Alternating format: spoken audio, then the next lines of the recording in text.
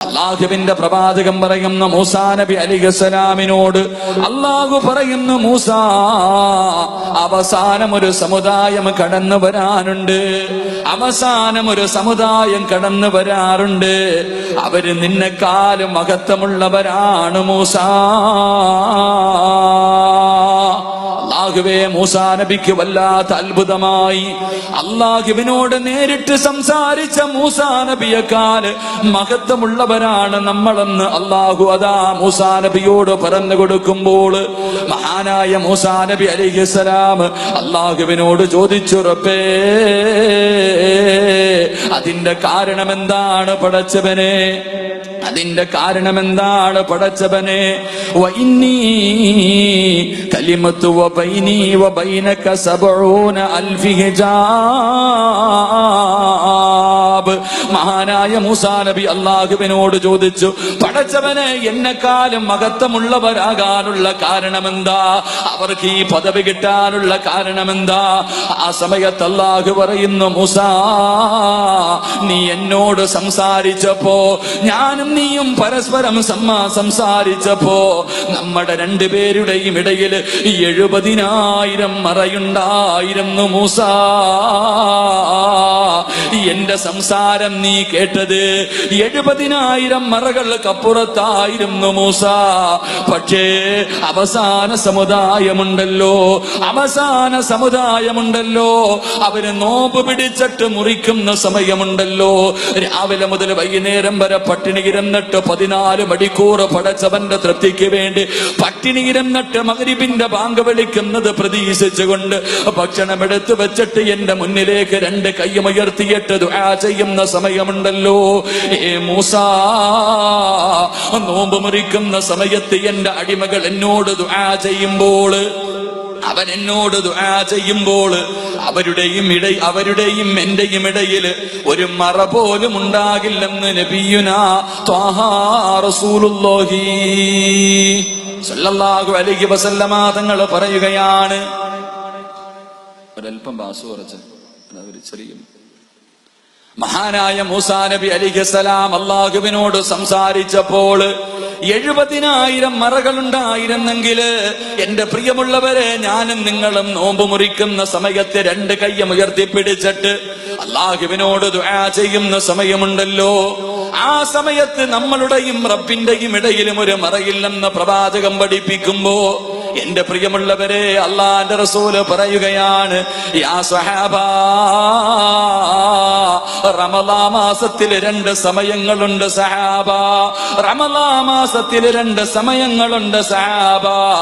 ആ 2 സമയങ്ങളിൽ ആരല്ലാഹുവിനോട് ദുആ ചെയ്താൽ അവന്റെ ദുആ തള്ളപ്പെടില്ലെന്ന് നബിയുനാ റസൂലുള്ളാഹി സ്വല്ലല്ലാഹു അലൈഹി വസല്ലമ തങ്ങൾ പറയുകയാണ്.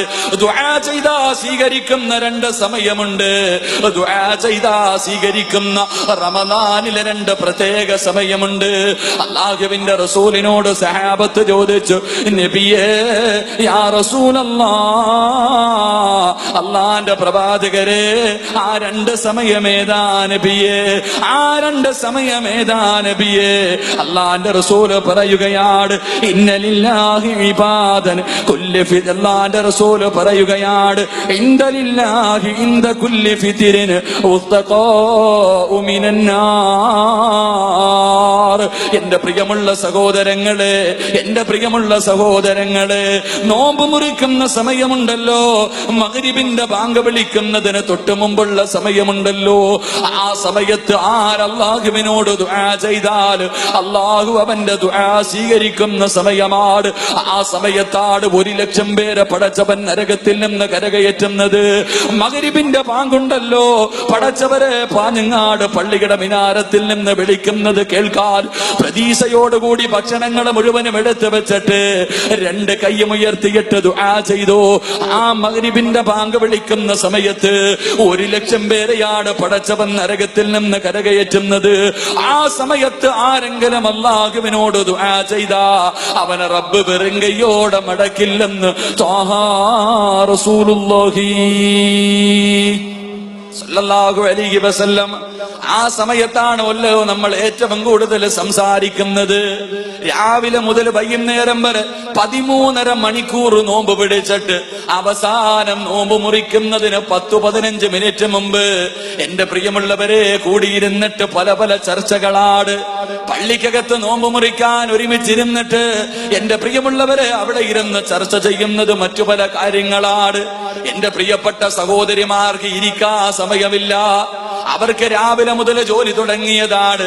പെങ്ങളെ, നോമ്പ് തുറിക്കുന്നതിനൊരു 10 മിനിറ്റ് മുമ്പ് നിന്റെ ജോലി മുഴുവനും തീർത്തിട്ട് മോളെ പള്ളിക്കാട്ടില് പോകുമ്പോ രക്ഷപ്പെടണ്ടേ, നരകത്തിൽ നിന്ന് രക്ഷപ്പെടണ്ടേ. പൊന്നുമോളെ, ദുആ ചെയ്താ സ്വീകരിക്കുന്ന സമയമാണ്.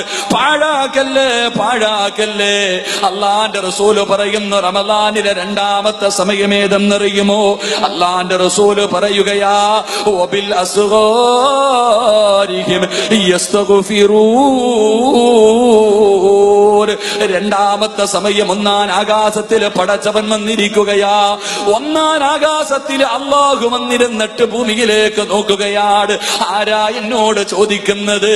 ആരാ എന്നോട് ചോദിക്കുന്നത്? എനിക്ക് ദുആ ചെയ്യുന്നവന് ഞാൻ മറുപടി തരാമെന്ന് പറഞ്ഞ് 1-ാം ആകാശത്തിൽ അല്ലാഹു വന്നിരിക്കുന്ന സമയമുണ്ട്. എപ്പോഴെന്നറിയുമോ? ഇടയത്താഴം കഴിക്കാൻ എഴുന്നേക്കുമല്ലോ. 3 മണിക്ക് 4 മണിക്ക് എഴുന്നേറ്റ് ഭക്ഷണം കഴിച്ചിട്ട് അല്ലാഹുവേ, പള്ളിയുടെ മിനാരത്തിൽ നിന്ന് അസ്സലാത്തു ഖൈറും മിനൻ നൗം. അപ്പൊ സുബഹിന്റെ ബാങ്ക് വിളിക്കുന്നത് പ്രതീക്ഷിച്ചിരിക്കുന്ന സമയമുണ്ടല്ലോ.